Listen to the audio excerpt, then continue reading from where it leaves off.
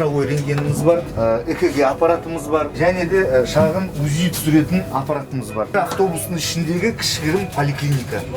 Бір ауылдың, былай айтсақ, амбулаториясы деп айтсақ та болады.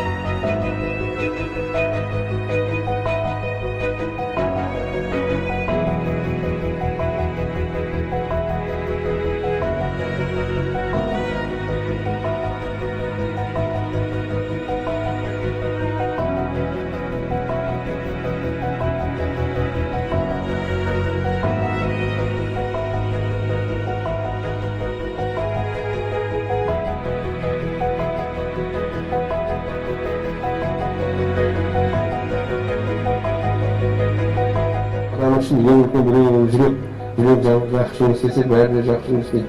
Сондықтан біз мынау жүрекке байланысты мынау барлық аудандарға шығып, сол аудандарда біздің мынау жерлестерімізді тексеріп, одан кейін оларға қандай көмек керек, қандай медициналық қызмет жасау керек деп.